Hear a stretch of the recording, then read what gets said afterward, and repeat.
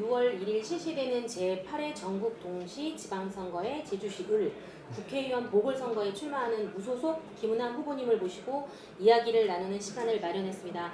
안녕하십니까? 네, 안녕하십니까? 네, 바쁘신 중에 시간 내주셔서 정말 감사합니다. 일단 이 3선 국회의원을 지내셨습니다. 네. 그리고 이렇게 제가 보니까 제주도의원 1호, 네. 제주대학교 출신 1호, 네. 국회의원을 지내셨더라고요. 네. 상당한 제주도민으로서 영광인데요. 네. 그런데 이번 보궐선거는 그 반선이지 않습니까? 네, 네. 출마하신 이유와 그다음에 출마 소감을 좀 설명해 주십시오. 그렇습니다. 저는 아시다시피 도민의 사랑을 많이 받아서 국회의원도 3선에 했고 또 위원장까지 해서 마지막 봉사로 사실은 이제 도지사를 출마를 하려고 했는데 이제 어제 우리 도민의 방에서 우리 한국마사회 노조에서 저희 입장을 대변하는 성명을 발표를 해 주셔서 지금 마음이 부담이 굉장히 많이 덜어졌는데 마사회 어떤 부적절한 그 말썽 파문 때문에 공인으로서 책임을 져야 되는 자세로 도지사 출마를 포기하고 사실 이제 후진 정치인을 육성하고 정치 발전에 기여할까 하는 생각을 가지고 있었습니다. 그래서 이번 보궐선거는 2년 임기의 국회의원을 한 번 더 하자는 욕심이 아니라 이번 우리 민주당이 전략공천을 하면서 민주당의 민주가 없고 전략공천에 전략이 없는 정말 도민을 무시하고 당원의 자주결정권을 무시한 처사이기 때문에 이 비정상의 정상화를 위해서 참 힘들지만 정든 정당을 탈당하고 무소속으로 출마를 하게 된 것입니다. 지방자치 시대가 된 지가 꽤 오래됐고 특별자치도 한 18년이 됐는데 이제 정부는 지방분권을 주장하는데 당이 따라가지 못하는 분이 있는 것 같다. 이젠 지역에서 지역의 정치인을 배출하는 게 맞지.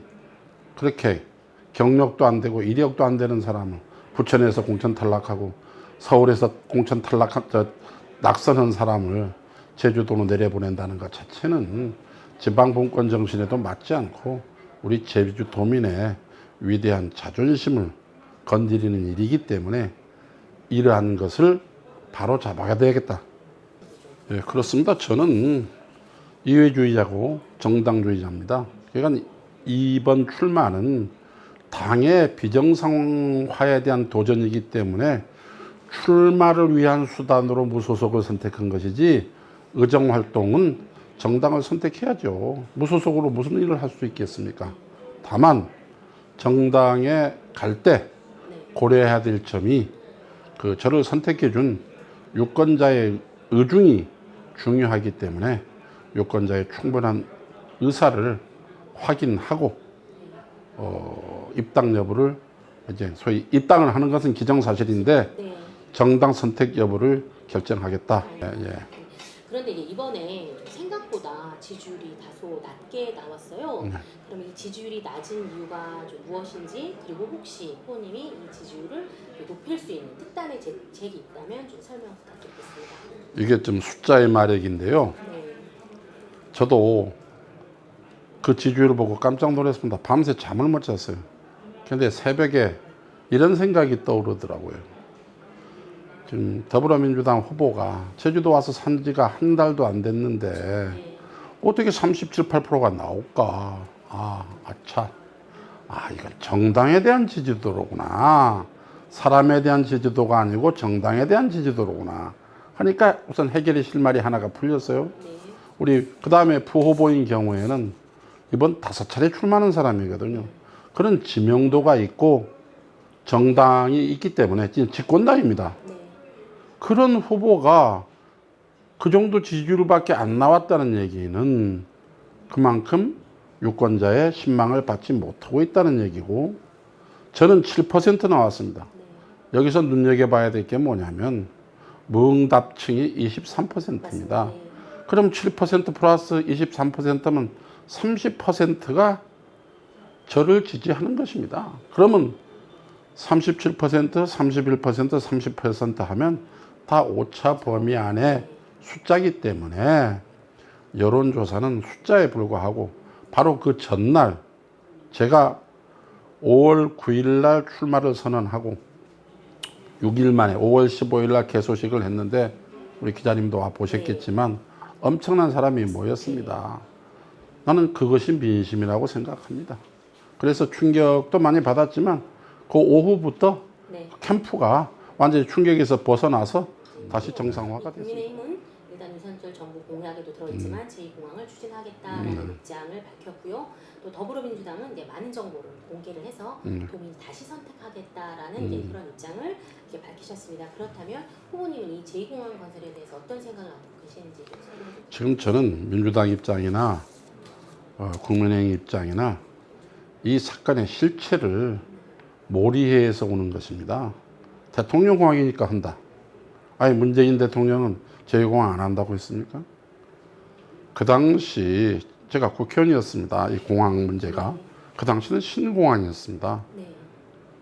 신공항. 네, 맞습니다. 그건 도민의 뜻이었어요. 그래서 공항이 되려 그러면 공항 계획 5개년 계획 안에 이 프로젝트가 들어가야 됩니다. 그때는 신공항 건설이었습니다. 그 신공항 건설이 제2공항 건설로 둔갑이 된 거거든요. 신공항 건설이라고 하면 기존에 있는 공항을 폐쇄해서 새로운 공항을 지어 가지고 국내선 국제선을 같이 운영하자. 그때 그 당시에 뭐 한경이다 뭐 어디다 해서 4군데 그 후보지가 거론이 됐었습니다. 그것이 이제 제2공항으로 둔갑이 된 거죠. 그런데 제2공항이라 하면 기존에 있는 공항도 사용하겠다는 뜻이거든요. 기존의 공항을 1공항, 지금 만약에 예정지가 지금 성산으로 되어 있는 것을 2공항이라고 했는데 공항이 건설되려 그러면 기본적으로 뭐가 확정이 돼야 되느냐? 공항 부지가 확정이 돼야 됩니다. 지금 성산공항은 예정지입니다. 그러면 어떤 절차를 거쳐야 되느냐? 사업의 기본계획이라는 것을 수립해서 그 기본계획에 대해서 전략환경영향평가를 받아서 그 동의를 받고 그 기본계획이 고시가 되면 부지가 확정되는 거거든요. 부지가 확정되어야 이제 공항 건설을 시작하는 건데 지금은 어느 단계냐? 예정지일 뿐이고 지금 환경부에서 숨골이라든지 법정보호종이라든지 그 다음에 조류라든지 소음 이 4가지에 대한 보호 대책이 부족하다, 미흡하다 해서 반려를 했습니다. 그래서 이제 국토부에서 이제 보완 용역을 하고 있죠. 그 결과에 따라서 환경영향평가가 동의가 되면 부지가 확정되어야 제2공항이다 뭐다를 할 수 있는 것이기 때문에 이 문제는 그때 결정될 문제고 다만 현재 있는 공항이 어떤 애로를 갖고 있느냐. 지금 공항 이용률이 98%예요. 연간 1,500만이 다니죠. 그 다음에 연간 결항 횟수가 1,700회가 됩니다. 지연 출발 횟수가 24,000회가 돼요. 그러니까 안전성에 문제 있는 것만큼 틀림없다. 그러니까 공항 인프라를 확정할 필요가 있다. 우리가 육지와 제주를 연결하는 수단이 항공밖에 없지 않습니까? 그러니까 이 문제는 안전성 측면에서 반드시 확정이 필요하다. 그게 제2공항이 될런지 정석비행장이 될런지 지금 현재 있는 비행장을 확장하게 될런지 그거는 모르겠다. 그것이고 두 번째는 새로운 공항을 이제 건설하는데 한 5조 원 정도의 돈이 들어가기 때문에 이것이 잘 되면 지역경제 활성화에도 도움이 된다.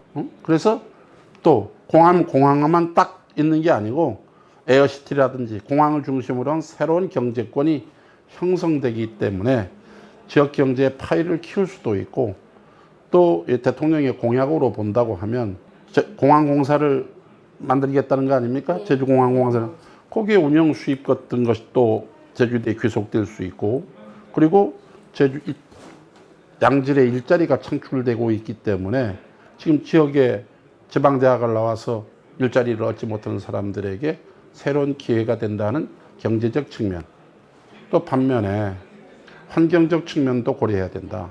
지금 1,500만이 들어와도 지금 뭐 쓰레기 문제, 오폐수 문제 해서 무슨 환경 개선 기여금을 만들어야 되겠다 해서 지금 논란이 되는데 지금 구상하는 것은 2천만이거든요.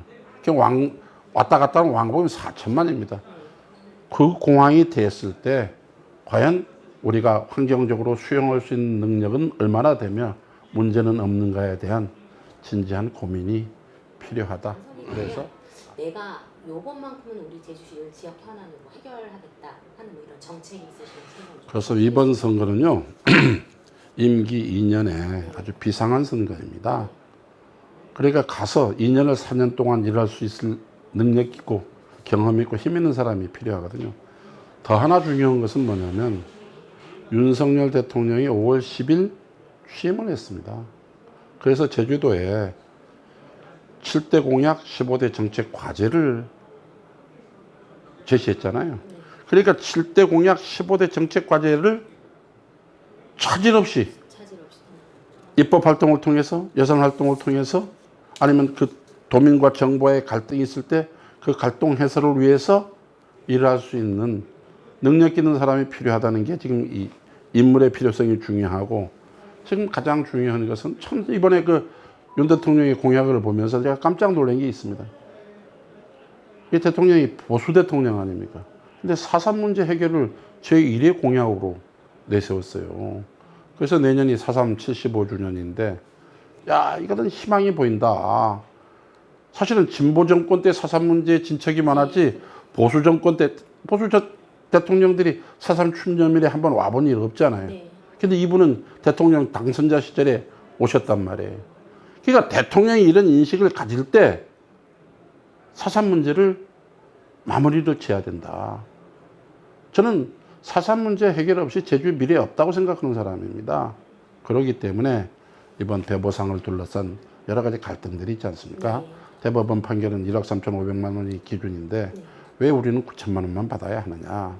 아니면 생명은 다 존귀한데 왜 그 차이에 따라서 차등해서 지급을 하느냐? 과거사 진실위원회라든지 세월호는 희생자뿐만 아니라 유족에게도 위로금을 주는데 왜 4.3은 유족에게는 위로금을 주지 않느냐? 그 다음에 대통령이 공식적인 사과한 사건에 대해서 왜 보상이라고 하느냐? 배상금이 맞지. 왜 그걸 보상금이라고 하느냐는 이 돈에 대한 성격도 명확히 해야 될 필요가 있다.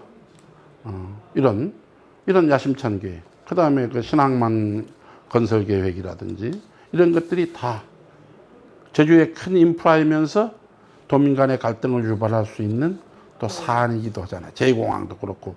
그러니까 정치인이 할 수 있는 것은 입법 기능, 예산 기능도 있지만 이런 국책 사업이 제주도와 하는 지역에서 이루어지기 때문에 정부 입장과 지방 입장이 다를 수가 있다. 이 갈등을 조정하는 것이 정치인으로서의 역할이다. 또 그리고 삼선 의원 시절에 네.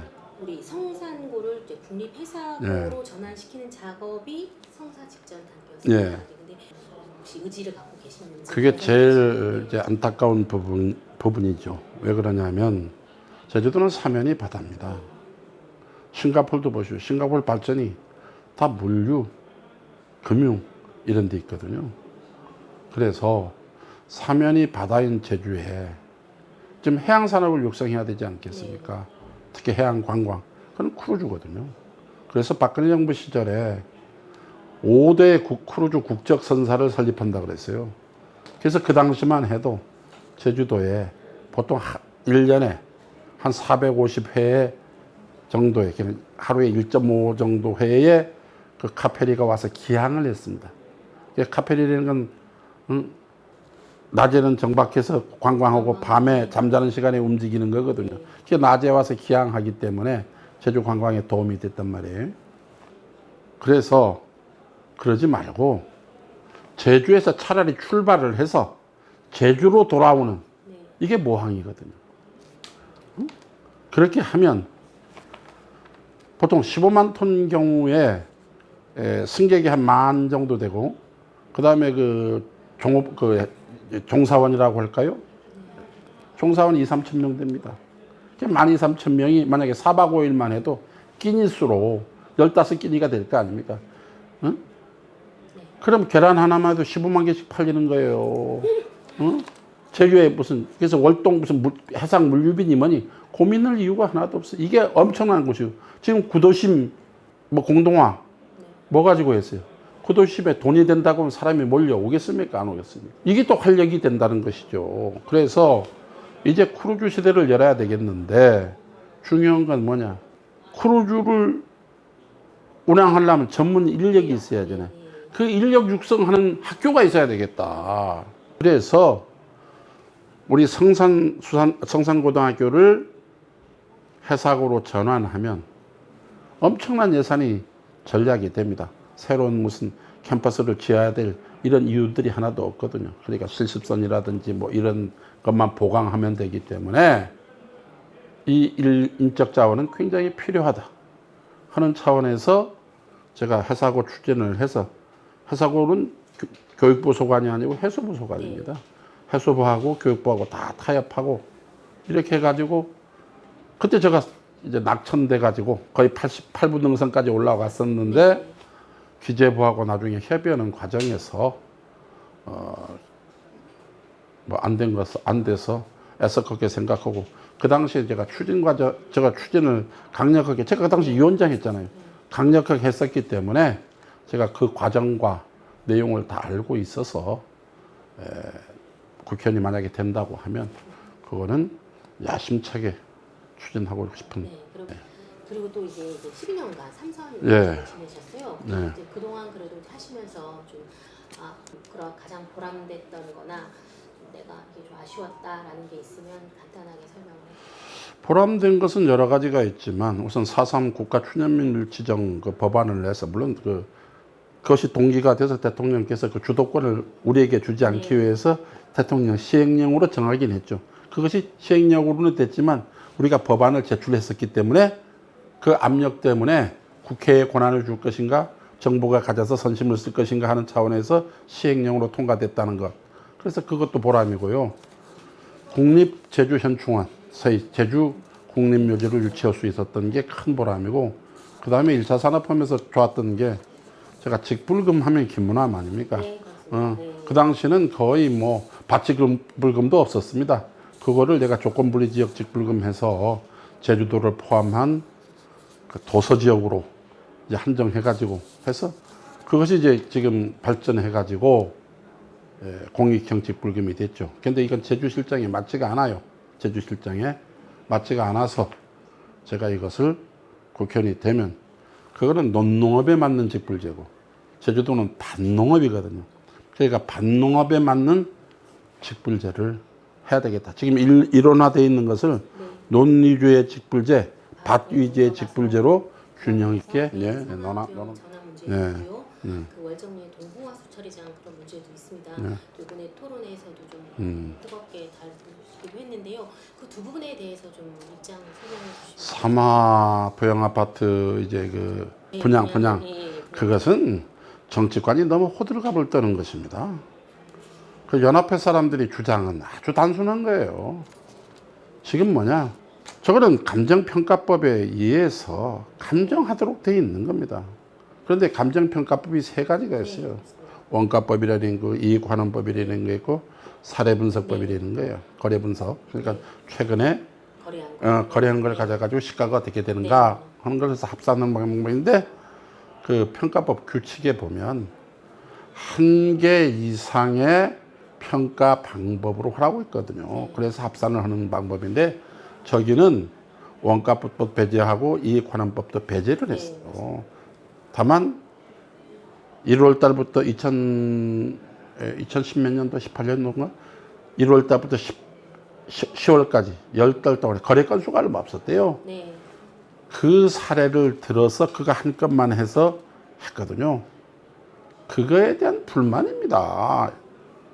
그랬고, 또 하나는 뭐냐면 2년 전에 3억 5천만 원짜리 아파트가 왜 2년 후에 어떻게 5억 5천만 원이 되냐. 이건 투기 세력이 개입해서 나중에 분양 원가를 그러니까 더 받아먹기 위해서 한 이 불신이거든요. 그러니까 그건 아무것도 아닌 거예요. 그건 행정과 업자와 입주자가 머리를 맞대서 합의하면 다 해소될 수 있는 사안입니다. 입주자들이 주장하는 것도 그겁니다. 공정하게 평가를 해라. 제가 저게 한 2,300~400세대가 되거든요. 그래서 지금 분양하는 게 우선 분양을 신청한 사람이 한 1,100여 세대로 제가 알고 있습니다. 그 중에 90%가 뭐냐? 재감정해달라는 거예요. 그럼 재감정할 때 지금처럼 했던 거래사례법만 이용하지 말고 원가법이라든지 이 관원법을 믹스해서 하면 적절한 가격이 나오지 않겠습니까? 그러면 시장 원리에 의해서 또 법에 의해서 결론이 나는 것이죠. 근데 무슨 정치권이 가서 이런 정치하면 안 됩니다. 그래서 내가 그 토론 때도 얘기를 했습니다. 거기에 무슨 법상 중대한 문제가 있어가지고 이거 무슨 이게 이런 데 문제만이 아닙니다. 전국적인 현상이에요. 공공임대주택 나중에 분양으로 전환할 때 왜 이런 갈등이 안 나겠습니까? 갈등이 있죠. 그러나 이거는 평가 방법에 대한 입주자와 업자 간의 갈등 요인이기 때문에 그런 행정이 지도 감독을 할 수 있는 행정이 나서서 감정의 투명성, 공정성만 보장해 준다고 하면 굳이 정치권이 개입해야 될 일은 아니라고는 말씀을 분명히 드리고 싶고, 그 다음에 지금 저도 어제 그 현장을 다녀왔어요. 가보니까 한 270일 이상 그 공사를 못하게 하기 위해서 컨테이너 속에 내 고향 아닙니까? 네. 서투쟁하는 정말 리민들을 보고 마음이 참 아팠습니다. 나이 드신 예, 그래서 저기는 어떻게 해결을 해야 되느냐? 아주 단순한 거예요, 저것도. 왜 단순하느냐? 행정기관이 인식을 바꿔야 합니다. 그럼 왜 바꿔야 하느냐면 저게 용천동굴이 세계 자연유산입니다. 맞습니다. 네, 자연유산이죠. 그 다음에 그 당첨물 동굴이 국가지정문화재입니다. 네. 소위 천연기념물이란 네. 말이에요. 그러니까 그 천연기념물이 1996년도에 지정이 됐어요. 네. 그런데 공사는 언제 시작했냐? 97년도에 시작했거든요. 네.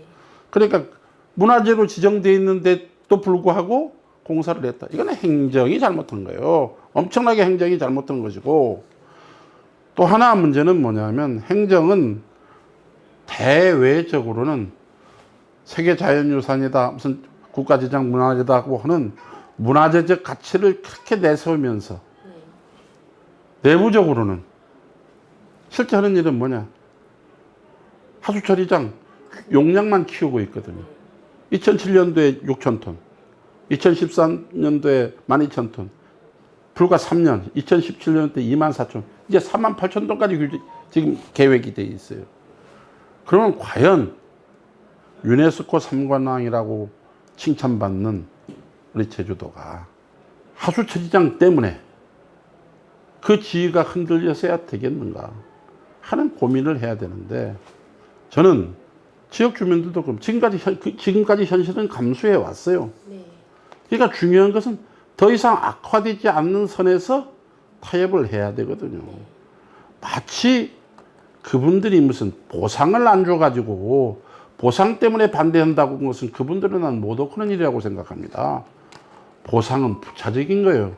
어떤 부차적인 거냐?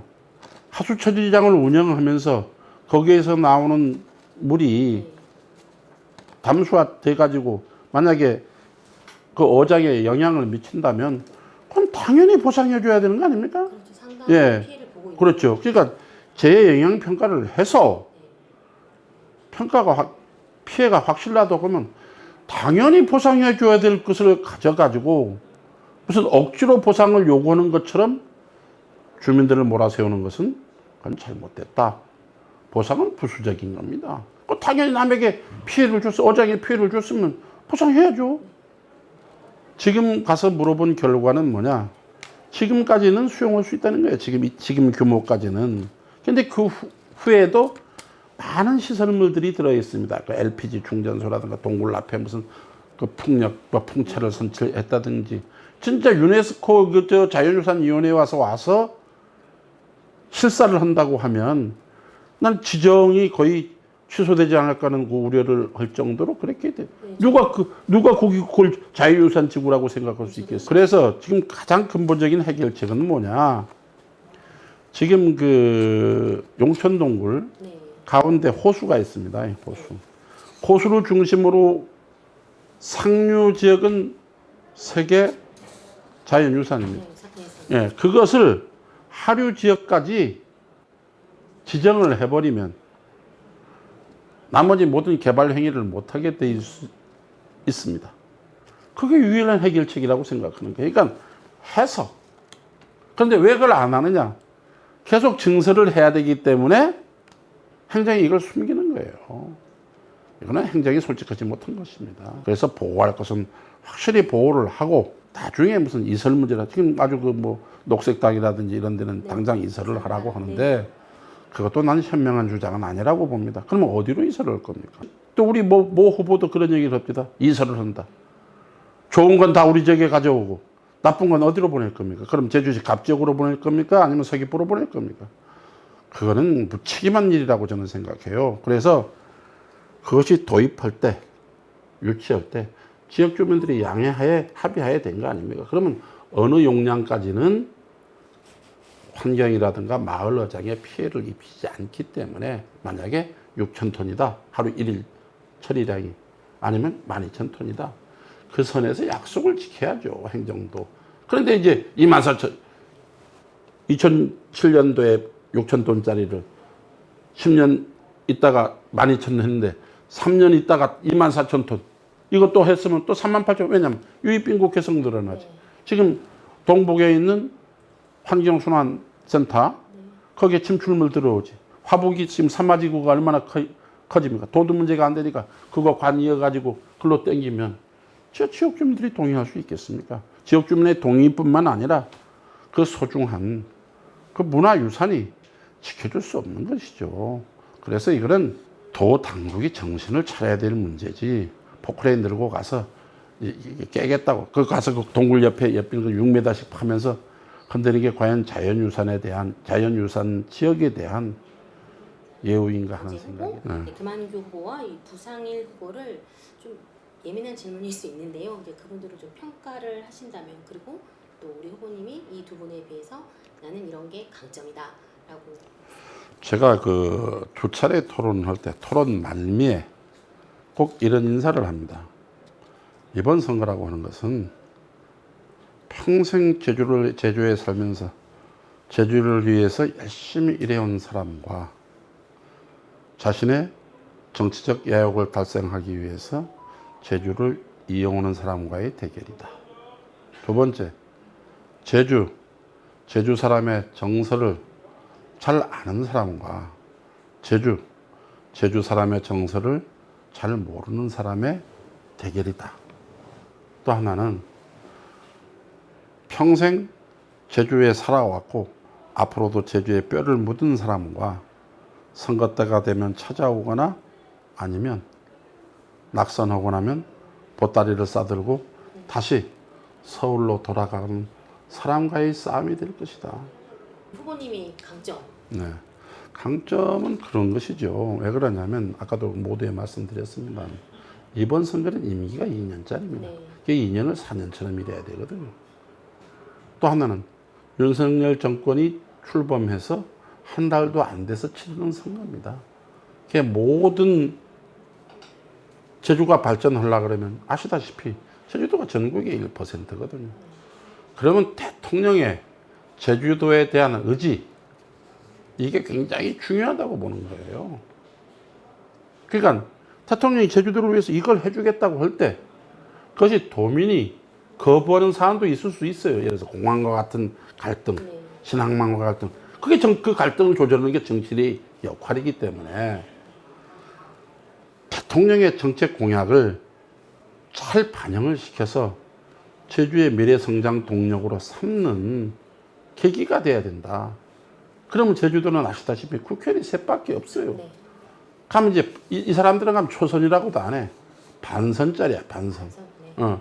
반선 의원이 좋으냐, 사선 의원이 좋으냐, 이건 도민이 현명하게 생각하리라고 봅니다. 제주도가 생긴 이래 도지사는 40~50명 나왔습니다. 지금까지 뭐 관선 민선은 한 40~50명이 돼요. 그러나 재헌 이래 제주도에서 국회 상임위원장 한 사람은 제가 알기로 제가 6번째 사람입니다. 뭐 현호봉 선배, 양정유 선배, 그 다음에 현경대 선배, 변정일 선배, 강창일, 김문왕 6입니다. 제주도에서 국회 상임위원장 한다는 게 쉬운 일이 아닙니다. 이런 경험과 그런 또 3대에 걸쳐서 일을 하면서 특히 제가 제주도의 산업 비중이 높은 1차 산업에 종사하면서 상임위원장까지 했거든요. 그래서 그 부분에서만큼은 지금 제가 무소속이지만 돌아다니면서 가장 박수를 많이 받고 용기를 많이 받는 부분이 농어촌입니다. 농어촌은 가면 신바람이 나요. 당신이 해야 된다. 6년 동안 비교해 보니까 역시 구관이 명관이더라 말이야.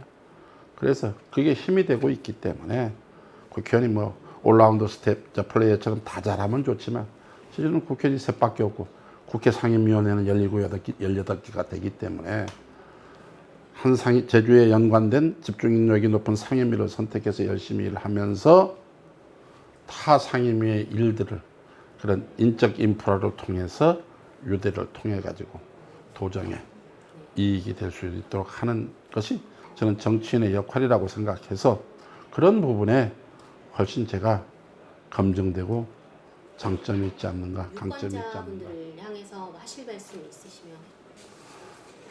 그러니까 이번 제가 선거를 출마하면서 내세운 캐치프레이즈가 3개입니다. 사람 좋다, 능력 있다, 의리 있다, 이겁니다. 아마 이번 그 많은 사람들이 개소식에 참석해 준 것은 이제 김은하이 불쌍하다. 옛날엔 그래도 정당 배경 가지고 나왔는데 그래도 이 시대에 부조리를 깨기 위해서 정의롭게 출마하는데 우리 가서 힘 한번 보태주자. 김은하 사람 좋지 않냐? 의리 있지 않냐? 능력 있지 않냐? 하는 그 공감대가 형성이 돼서 그 많은 사람이 제가 6년 만에 지금 정치 복귀를 하는데 저도 그 많은 사람이 와서 격려해 주리라고 생각도 상상도 못했습니다. 그래서 그분들이 기대를 제가 너무나도 잘 알고 있기 때문에 그 기대에 어긋나지 않는 일을 해야 한다는 그런 부담감이 지금 저는 그 정치적 미완의 상태에 있어서 지금 이 아름다운 나이에 그래도 마지막 그런 열정을 태워보고 싶은 그래서 완전히 다 버리고 싶습니다. 네. 오늘 말씀 감사하고요. 이번 선거에 당선을 기원하겠습니다. 네, 고생하셨습니다. 감사합니다. 네, 감사합니다.